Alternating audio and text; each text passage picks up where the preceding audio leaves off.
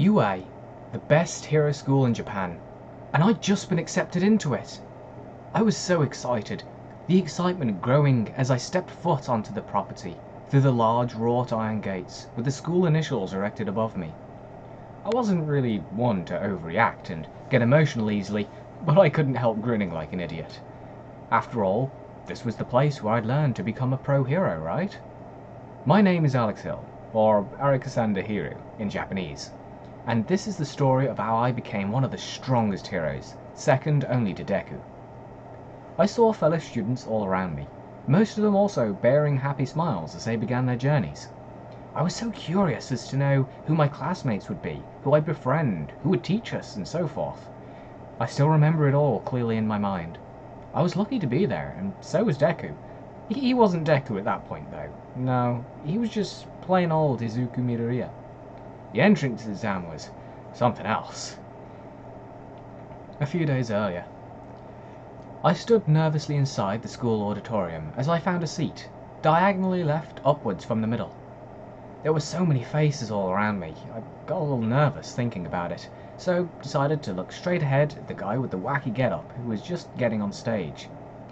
"It's Present Mike!" Midoriya shouted excitedly, immediately being reprimanded by a tall, intimidating man with glasses and black hair, who I later learned to be Tenya Ida, and not actually intimidating at all.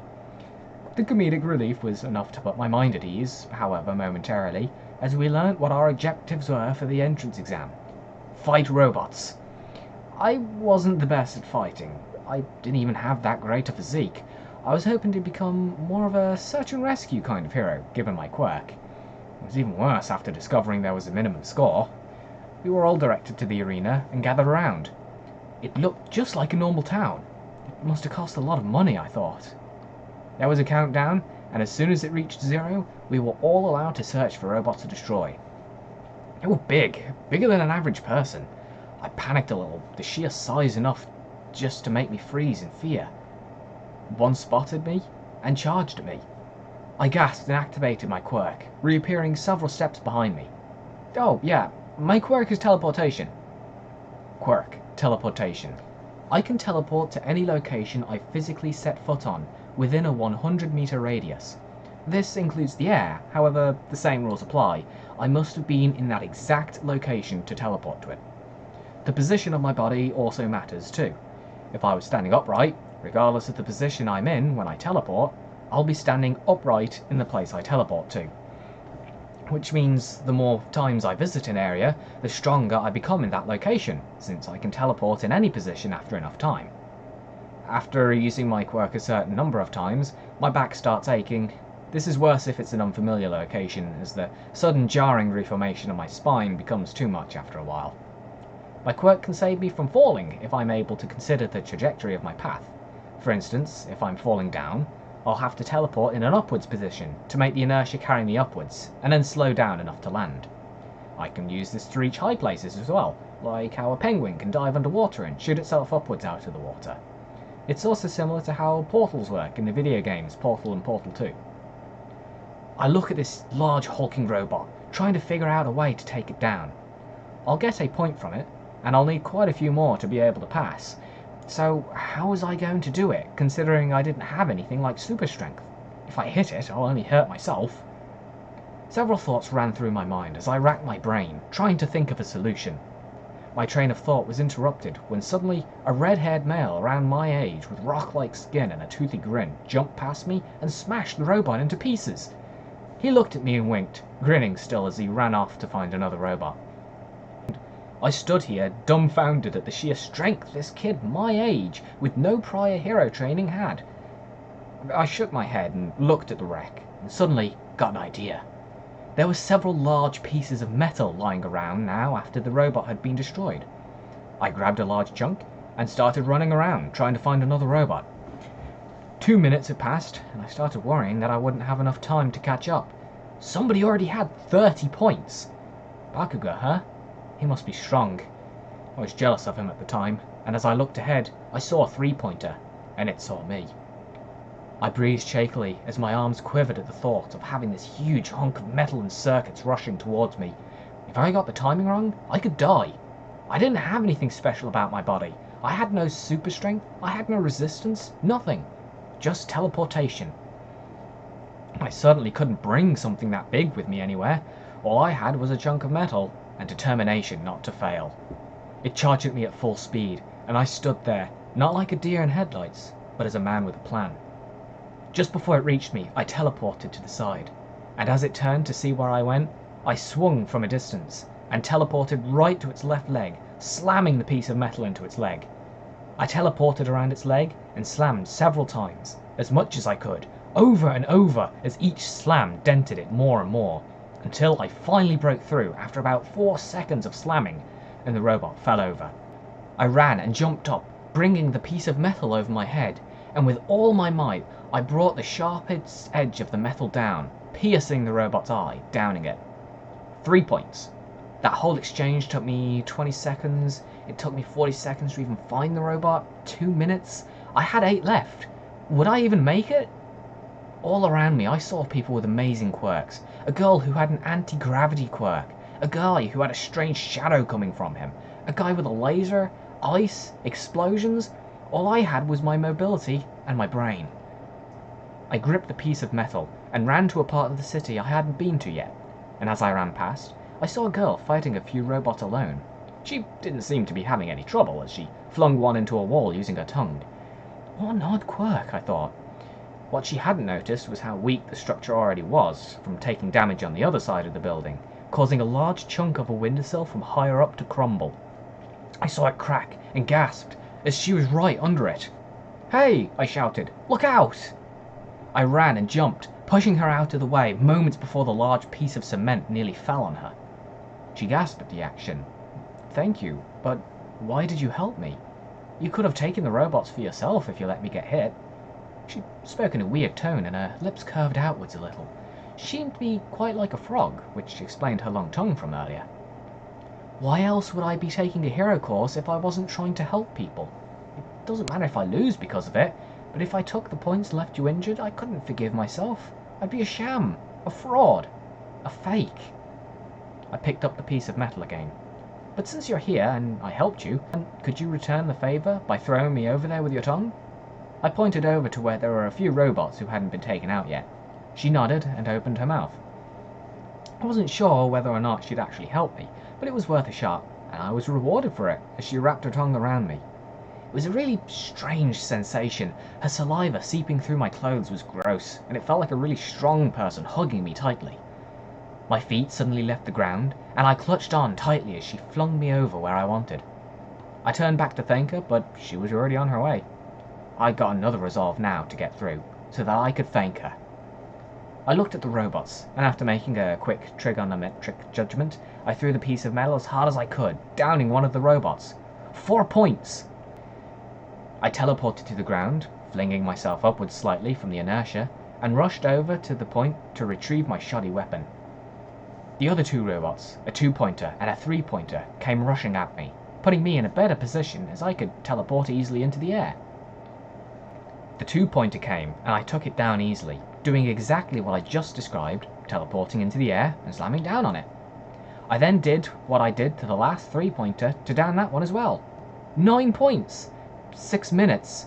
I didn't realize how long my interchange with that girl was, but without her, I wouldn't have been able to get to the robots as easily. However, the new problem was finding robots. I ran around the city, wrecks of robots everywhere. I couldn't find any. Seconds turned to minutes, not a single robot to be found. This was bad. I only had 9 points. No way I'd be accepted into the course with that measly score. My eyes shimmered, and I smiled widely as I saw a 1-pointer and made quick work of it, my confidence in my abilities steadily rising. A predictable enemy is the best enemy. Regardless of their strength, if they're predictable, you can always fight them. Each robot seemed to have a pattern to it. The small ones tried to swing at you with a right or left hook, slowly at that. The middle ones used their legs a lot, and the large ones were fast and used a combination of both. 10 points. Did I have enough to catch up? I checked the scores, and my eyes nearly popped out of my head. 70 points from the kid with the fiery hair? The feeling in my heart, I'd only felt it a few times in recent years. The feeling of just my torso falling 1,000 miles, the breath leaving my body as my hopes and dreams were crushed. I had just 2 minutes left to increase my score. I honestly just felt like crying as I realised I just didn't have what it takes to become a hero. But I didn't have long to think about that, as a deep rumbling shook the ground. A huge robot, it must have been 8 or 10 stories tall, came up from the ground. That was the trap Present Mike talked about? It was huge, and it was 0 points? No wonder we were told to avoid it. There was just absolutely no point to fighting it. No one here would be strong enough to take it down, and there was no reason for anyone to bother. Or so I thought.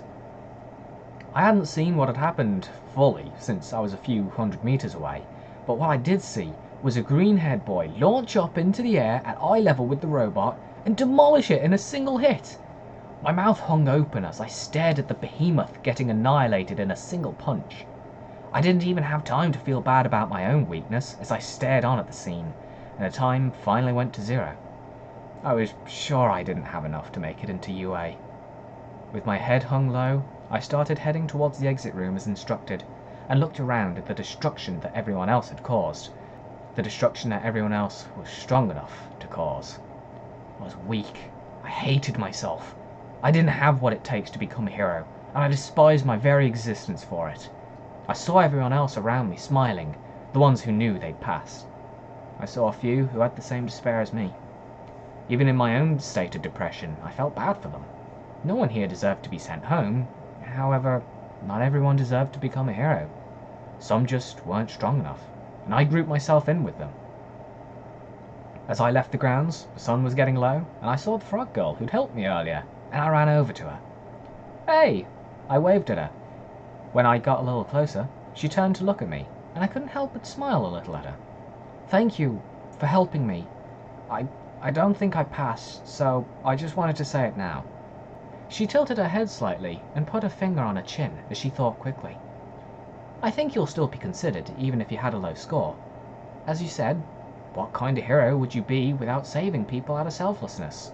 And if we're thinking this, surely the pros who made the exam are also thinking it, kiddo. So don't give up. I hope to see you in class if we're both accepted." She put out her hand. "My name is Suyu Asui. Call me Sue."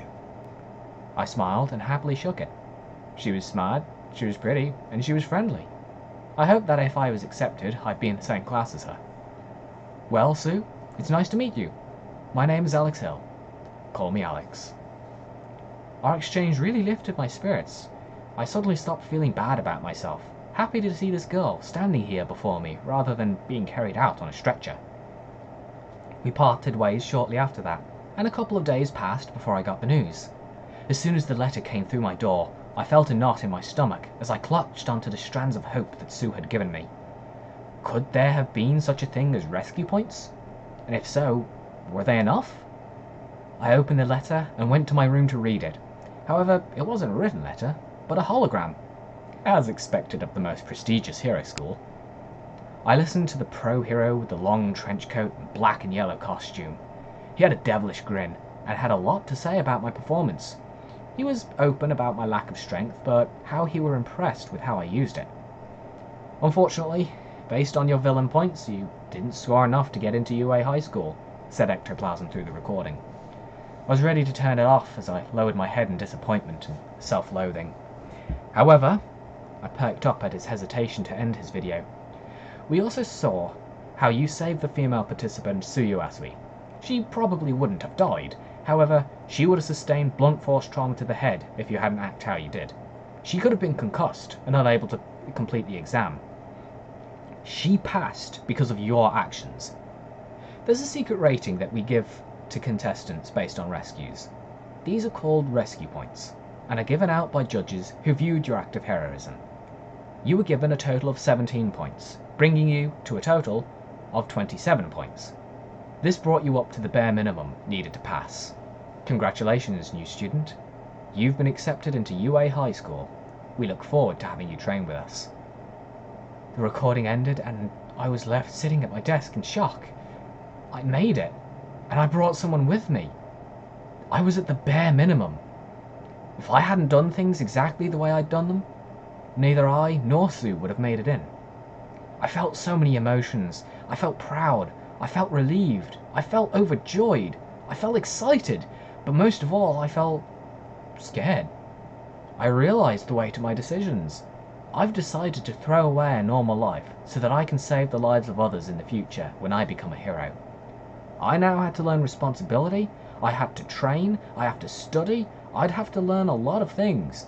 And if they eliminate people in exams like this through my course, my challenge isn't over yet. Well, that does it for the first chapter of my fanfiction, A Frog's Tale. I hope you all enjoyed it. It's been a while since I did a reading video like this. Last time I did reading videos was back when I did the SCP readings, but I never actually finished that.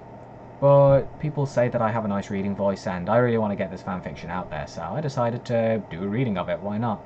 And I like reading too, so tell me what you thought down in the comments below, and if enough people like it, then I'll absolutely carry it on, because this is going to be a 50 chapter or more fanfiction. And to be brutally honest, I think this was a rather weak starting point, because it definitely gets better from here on out. So yeah, again, tell me what you thought, and if you liked it, I'll see you in the next one. Goodbye.